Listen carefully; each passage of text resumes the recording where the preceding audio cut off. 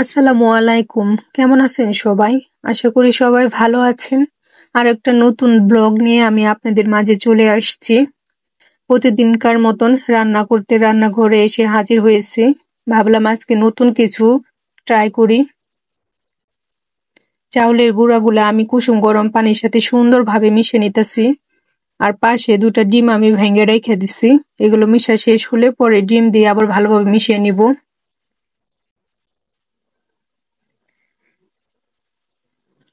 মানুষ যখন নতুন কিছু তৈরি করতে যায় তখন সে মনে মনে ভাবে জিনিসটা কি ভালো হবে না খারাপ হবে। তো আমি এইগুলা ভালোভাবে মিশাইতাছি আর মনে মনে ভাবতাছি যে আমার পিঠাটাও কি হবে নাকি হবে না। আমি যদি মাকে কোনো সময় বলি যে মা আমি আজকে নতুন কিছু তৈরি করব, তো মা হাসি দিয়ে বলবে যে মা তোমার যা খুশি তুমি তাই তৈরি করো। আমাদের বয়স হয়ে গেছে, আমরা তো তোমাদেরই সন্তান, তো তোমরা নতুন নতুন কিছু তৈরি করে আমাদেরকে দিবা আর আমরা খাবো। কখনো আমাকে বলবে না যে কি না এটা তৈরি করতে হবে না। বলে তোমার যখন যা খুশি তুমি তাই তৈরি করো। বেটারটা আমি অনেক সুন্দর করে সময় নিয়ে গুলে নিতেছি, যাতে চাউলের গুঁড়াগুলা সুন্দরভাবে মিশে যায়। কারণ এটা যদি সুন্দরভাবে মিশানো হয় তারপরে দেখা যায় পিঠাটা অনেকটা সফট হয়। নূর আর ওর দাদা দেখা যায় পিঠা খেতে অনেক পছন্দ করে, এজন্য মা চাউল ভাঙিয়ে রোদে শুকিয়ে সব সময় দেখা যায় বমের মধ্যে ভরে রেখে দেয় আর নয় ফ্রিজে রাখে। মাঝে মাঝে হঠাৎ করে নূর দেখা যায় বায়না ধরে যে মা পিঠা খাবো, তো ঘরে দেখা যায় সব সময় চাউলের গুঁড়ি রেখে দিলে যখন তখন বানিয়ে দিয়ে যায়। আর আব্বাও অনেক পছন্দ করে পিঠা। আব্বাও দেখা যায় নাতির মতো হঠাৎ করেই বলে যে আজকে পিঠা তৈরি করো। এই পিঠাগুলা নন স্টিকের কড়াইয়ে তৈরি করলে সবচেয়ে থেকে বেশি ভালো হয়। আমাদের এই কড়াইয়ে আমরা প্রতিদিন মাছ ভাজি আর ভাজা পোড়া করি। এটাও নন স্টিকের কড়ার মতন অনেকটাই তেলতেলে হয়ে গেছে।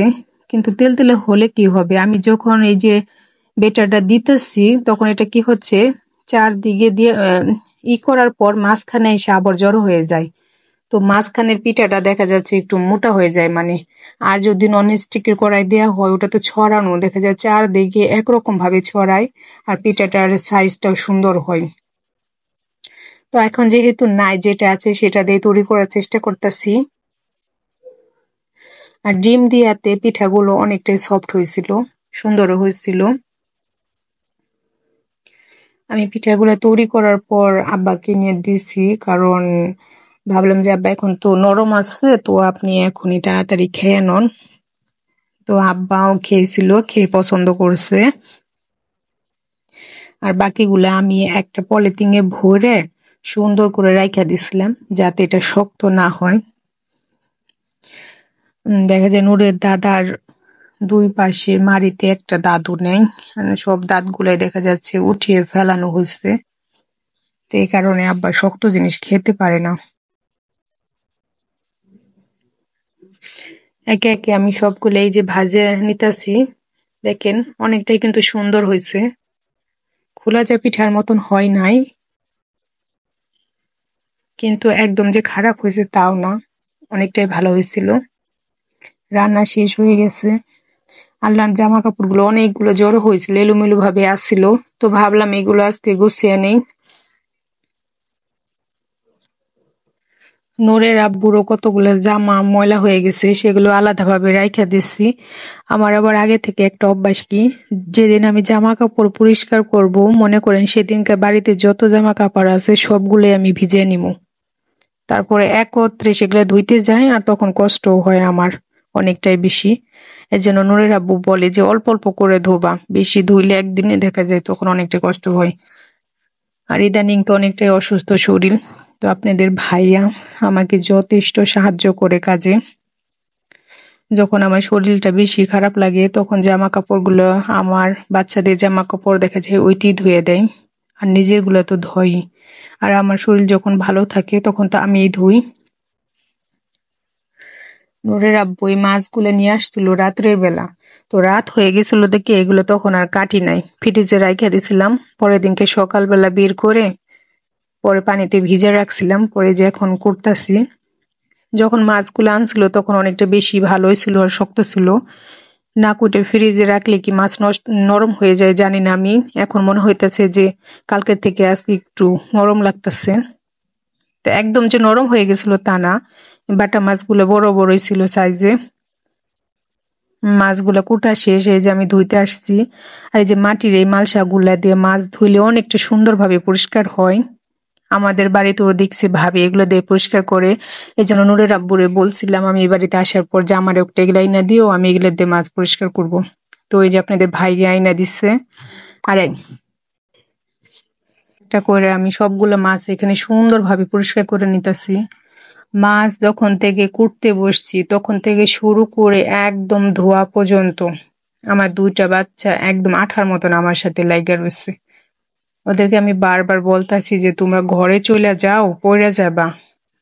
একটা বাচ্চাও কথা শোনে না, ওরা বলে না আমরা মাছ কুটা দেখবো, মাছ ধোয়া দেখবো।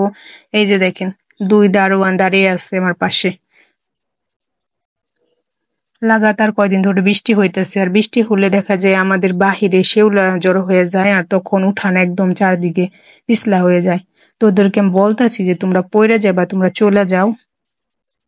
টিউবওয়েল পাড়টাও অনেকটা শেওলা হয়ে গেছে। এক ভাই বোনও যাবে না, দুইজনে বসেই আছে। নূরের আব্বু আজকে 4-5 দিন হলো এই ফলগুলো নিয়ে আসছিল আমার জন্য। আমি শরীরটা অসুস্থ আর শরীরে রক্তের পরিমাণটা কম। তো ডাক্তারও বলছে একটু হেলদি খাবার খাওয়ার জন্য, অন্তত যাতে রক্তের পরিমাণটা বাড়ে আর অপারেশনের সময় রক্তের ঘাটতি না দেখা যায়, ঘাটতি। কিন্তু আজকে 4-5 দিন হলে কি হবে বিশ্বাস করেন, একটা ফলও আমি এখন পর্যন্ত খাই নাই। কারণ আমার খেতে ইচ্ছা হয় না। মন ভালো না থাকলে মানুষ বলে না যে খাওয়ার রুচিও থাকে না, ইচ্ছাও থাকে না, সেরকম হয়েছে আমার অবস্থা। তো আপনাদের ভাইয়া একটু রাগ করছে, যেভাবে না খেলে হবে। মানুষ অসুস্থ হয়েছে, এখন হয়ে গেছে, এখন কি করবা, কেউ তার ইচ্ছাকৃত ভাবে অসুস্থ হতে চায় না। তো হেসে আল্লাহ আবার দেখবা এখান থেকে তোমাকে রক্ষা করবে। তো পরে একটা বেদানা কাটছিলাম, নুরা জান্নাত খাইছে, ওদের সাথে আমিও একটু খাইছি। আর আমাদের বাজার দেখলে বুঝবেন, আপনাদের ভাইয়া প্রতি সপ্তাহে মিষ্টি আলু আনার চেষ্টা করে, কারণ ওর জান্নাতরে আমি একটু মিষ্টি আলু বেশি খাওয়ানোর চেষ্টা করি, আর আমরাও পছন্দ করি। বিকালে দিক দিয়ে ছাদে আসছি, বৃষ্টির পানি পেয়ে দেখেন আমার এই যে সবজি গাছগুলো অনেক সতেজ হয়ে গেছে। আর বৃষ্টির পানি পেয়ে এখন আমও ওরকম বেশি ঝরতেছে না, আমও মোটামুটি ভালোই আছে গাছে। তো আল্লাহ যেটি রেজিকে রাখছে সেটি থাকবেই, আর যেটি ঝরে গেছে ওটা আমাদের রিজিকে ছিল না। তো আমার ভিডিওটা যদি আপনাদের ভালো লাগে প্লিজ সবাই আমার পাশে থাকবেন। আসসালাম।